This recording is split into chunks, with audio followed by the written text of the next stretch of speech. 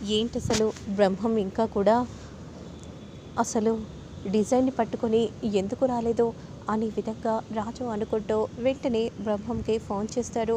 సార్‌తో ఎలాగైనా మాట్లాడాలి అని అనుకుంటూ ఉండగా ఫోన్‌ని చూసుకొని సారే ఫోన్ చేస్తున్నారు అని అంటూ, హలో సార్, బ్రహ్మం, ఎక్కడున్నావు బ్రహ్మం? ఇక్కడ ఫ్యాషన్ షో ఆల్రెడీ మొదలైంది. త్వరగా డిజైన్‌ని తీసుకొని రా. సార్ నన్ను క్షమించండి సార్, డిజైన్‌ని కాల్ చేశారు సార్. ఎవరో కొంతమంది వ్యక్తులు వచ్చి డిజైన్‌ని కాల్ చేశారు అనే విధంగా చెప్పగానే ఒక్కసారిగా రాజు షాక్ అయిపోతారు. ఏంటి, డిజైన్‌ని కాల్ చేశారా? ఎవరు? తెలీదు సార్ నాకు అనే విధంగా చెప్పగానే ఇక రాజు ఒక్కసారిగా షాక్ అయిపోతాడు. ఏంటి బ్రహ్మం నువ్వు అంటుంది? అవును మేడం, మీరు చెప్పినట్టుగానే కార్‌లో ఎంతో సేఫ్‌గా తీసుకొని వస్తున్నాను. అంతలోనే ఇలా జరిగింది. నన్ను క్షమించండి మేడం అని అంటూ కాల్‌ని కట్ చేయగానే, ఇప్పుడు ఎలా ఎలా రూపా? ఆల్రెడీ ఫ్యాషన్ షో కూడా మొదలైపోయింది. ఇప్పుడు నేను ఈ విధంగా ఓడిపోతానని అనుకోలేదు అనే విధంగా అనుకుంటూ కంగారు పడిపోతూ ఉంటాడు రాజు. ఇప్పుడు ఎలారా అయ్యా? డిజైన్స్ రాకపోతే ప్రజెంటేషన్ ఎలా ఇస్తారా? నాకేం అర్థం కావట్లేదు అత్తయ్య. రాజుని కాదు అడగటం, ఇదంతా రూపాన్ని చేసింది కదా. కావాలనే ఈ డిజైన్ని నాకు చేరకుండా ఉండాలని ఈ రూపాన్ని ఈ విధంగా ఇదంతా చేసింది అని శ్వేత అంటూ ఉంటే, ఎందుకు శ్వేత పదే పదే రూపనే అంటుంటావెందుకు? అయినా నేను ఆ రూపని అంటుంటే నీకెందుకు కోపం వస్తుంది రాజు? నాకు అర్థం కావట్లేదు. నేనంటాను, ఖచ్చితంగా అని తీరుతాను. ఇదంతా తనే చేసింది అని కోపంగా శ్వేత అంటూ ఉంటే, రూపరాజు కోపంగా శ్వేతని చూస్తూ ఉంటారు. మరోవైపు పాపం విషయం తెలుసుకొని అందరూ కలిసి కోట్లాడ పడుతున్నారు అని గౌతమ్ అంటూ ఉంటే, మనకు కూడా అదే కావాలి కదా గౌతమ్ అని రేణుక అంటూ ఉంటుంది. ఇక ఆ డిజైన్ని కాల్ చేశావు, ఇప్పుడు ఎలా ఫ్యాషన్ షో జరుగుతుందో మనం కూడా చూడాలి అని రేణుక అంటూ ఉంటే, అప్పుడు వెంటనే సార్ మీరేం కంగారు పడకండి. ఏంటి, ఎందుకు కంగారు పడకుండా ఉంటాను చెప్పు రూపా. ఎందుకంటే ఆ డిజైన్స్ నా దగ్గర సేఫ్గానే ఉన్నాయి కాబట్టి అని రూప అనగానే ఒక్కసారిగా షాకింగ్గా గౌతమ్ రేణుక చూస్తూ ఉంటారు. ఈ- ఏంటి రూప, నీ దగ్గర డిజైన్స్ సేఫ్గా ఉండడం ఏంటి? అవును సార్, కావాలంటే మీరు నాతో రండి చూపిస్తాను అని అంటూ వెంటనే రాజును తీసుకెళ్తూ ఉంటే అప్పుడు జరిగిందంతా కూడా మనకు చూపిస్తూ ఉంటారు.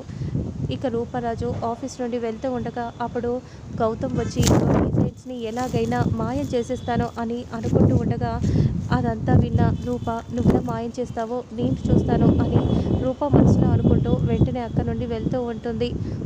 ఇదేదో జరుగుతుందని, కావాలని ఏమైనా కుట్రలు చేస్తారని నేనే ఎక్కువ డిజైన్స్ చేసి పెట్టాను. ఇక వెంటనే రాజుని తీసుకొని మందారం దగ్గరికి వెళ్ళగానే, ఇదిగోండి అమ్మాయి గారు అని అంటూ వెంటనే డిజైన్ని రూపకి ఇవ్వగానే, ఇక పదండి సార్, త్వరగా మనం వెళ్ళాలి అని అంటూ అక్కడి నుండి అందరూ వెళ్తూ ఉంటారు. అసలు ఇలా జరిగింది ఏంటి రేణుక? ఇలా జరుగుతుందని అస్సలు ఊహించలేదు. కాబట్టి మనం ఖచ్చితంగా ఏదో ఒక ప్లాన్ చేయాలి. ఒక్క రౌండ్ మాత్రమే అయిపోయింది. ఇంకా 2 రౌండ్లు ఉన్నాయి కదా. మనం వెంటనే ప్లాన్ చేస్తే సరిపోతుంది లే గౌతమ్ అని రేణుక చెప్తూ ఉంటే, మరోవైపు మాత్రం స్టైలిష్ స్టూడియో ఫ్యాషన్ ఇప్పుడు మన ముందుకి రాబోతుంది అని అంటూ అలా ఫ్యాషన్ షో చేస్తూ ఉంటే అందరు కూడా క్లాప్స్ కొడుతూ చూస్తూ ఉంటారు. ఇక మరోవైపు శ్వేత రెడీ అవ్వగానే, అమ్మ, ఈ డ్రెస్లో ఎంతో అందంగా కుందరపు బొమ్మలా ఉన్నావు. ఖచ్చితంగా నువ్వే గెలుస్తావు, నాకు ఆ నమ్మకం ఉంది. నా కోడలు ఫ్యాషన్ షోలో మొదటి బహుమతి అందుకుంటుంది అని విధంగా అనుకుంటూ చాలా మురిసిపోతూ ఉండగా మరోవైపు బయట రూపారాజు ఇద్దరు కూడా ఎదురు చూస్తూ ఉంటారు. రాజు, నువ్వెందుకు కంగారు పడుతున్నావు? ఏం కాదు, నమ్మకం ఉంచు అనే విధంగా రూప అంటూ ఉంటుంది. ఇక మరోవైపు అమ్మ అని పిలవగానే, వస్తున్నాంరా అయ్యా, ఇక పద అమ్మ శ్వేత అని అంటూ బయటికి వెళ్తూ ఉండగా ఒక్కసారిగా డ్రెస్ చినిగిపోతుంది. అత్తయ్య, ఆగండి అత్తయ్య, ఒక్కసారి ఇటువైపు చూడండి అని అంటూ వెంటనే చినిగిన డ్రెస్ని చూపించిన శ్వేత ముత్యాలు మాత్రం షాక్ అయిపోతుంది. ఏంటమ్మా, ఇలా జరిగిందేంటి? ఇదంతా ఎవరు చేశారో నాకు బాగా తెలుసు అత్తయ్య, పదండి అని అంటూ వెంటనే కోపంగా డోర్ తీసుకొని బయటికి వచ్చి రూప అని గట్టిగా అనగానే ఇద్దరు కూడా అలానే చూస్తూ ఉంటారు. ఏమైంది? ఏం చేశావు? అని అంటూ అలా చూపించగానే నడుము మొత్తం కూడా చినిగి కనిపిస్తుంది. నువ్వు కావాలని చేశావు కదా! నేను ఫ్యాషన్ షోలో ఉండకూడదని ఇదంతా చేశావు కదా! అని కోపంగా అంటూ ఉంటే నేనెందుకు అలా చేస్తాను? నువ్వే, నువ్వే అలా చేస్తావు. నీకు కాకుంటే ఎవరికి ఆ పట్టింపు ఉంటుంది? ఎందుకిలా చేశావు చెప్పు అని కోపంగా అంటూ ఉంటే, నిజంగా నాకేం తెలీదు అంటే రాత్రంతా కష్టపడిందంట అదంతా వృధా ప్రయాస అని ముత్యాలు కూడా అంటుంది. నిజం, నాకేం తెలీదు, నేను ఇదంతా కావాలని చేయలేదు. అప్పుడు గౌతమ్ మాత్రం కోపంగా చూస్తూ ఉంటాడు.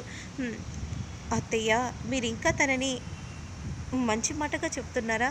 అసలు ఇలాంటి దాన్ని ఇలా కాదత్తయ్య, నన్ను ఫ్యాషన్ షోలో ఉండనివ్వకుండా చేసింది దీన్నా అని అంటూ రూప చెంప పగలగొట్టగానే, రూప చెంప పగలగొడతావా? నీకెంత ధైర్యం అని అంటూ శ్వేత చెంప పగలగొడతాడు రాజు. అప్పుడు రాజు, నువ్వు దానికోసం నన్ను కొడతావా? అసలు మా నాన్న నన్ను కొట్టలేదు, అలాంటిది నువ్వు నన్ను కొడతావా అని శ్వేత అంటూ ఉంటుంది. నాకు అక్కర్లేదు, ఇక నేను ఇక్కడ ఫ్యాషన్ షో చెయ్యను, నాకు ఇదంతా అక్కర్లేదు, నేను వెళ్ళిపోతాను అని అంటూ రూమ్లోకి గడి పెట్టుకొని డ్రెస్ చేంజ్ చేసుకొని బయటికి వస్తుంది. అమ్మ శ్వేత, నేను చెప్పేది వినమ్మా. అత్తయ్య, నేను చెప్పేది నేను వినడానికి ఏం లేదు. ఇప్పుడే నాన్నతో మాట్లాడతాను, అసలు ఇక్కడ ఫ్యాషన్ షోని జరగకుండా చేస్తాను, ఎందుకంటే నేను ఫ్యాషన్ షో చేయనప్పుడు ఎవరు కూడా చేయడానికి వీల్లేదు అని విధంగా అంటూ కోపంగా అక్కడి నుండి బయటకు వెళ్తూ ఉంటుంది. ఇక రాజు మాత్రం ఏం చేయాలో అర్థం కాక కంగారు పడిపోతూ ఉంటాడు. ఇక మరోవైపు అనౌన్స్మెంట్ వినిపిస్తూ ఉంటుంది.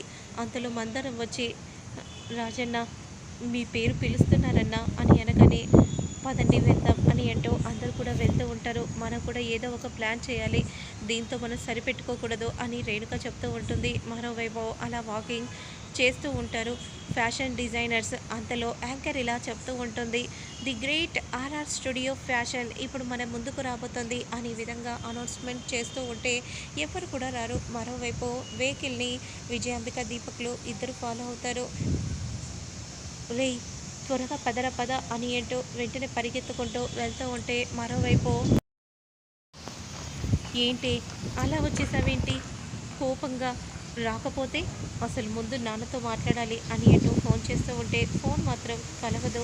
అయ్యో నాన్న, ఒక్కసారి ఫోన్ తీయండి అని శ్వేత అంటూ ఉంటుంది. మరోవైపు, ఎందుకమ్మా? ఏదో కోపంలో ఉండి నిన్ను కొట్టేశాడు, అది కూడా ఓడిపోతానేమో అని అనిపించి అలా బాధలో కొట్టేశాడమ్మా, ఆ మాత్రానికే నువ్వు ఇంతలో బాధపడితే ఎలా చెప్పు?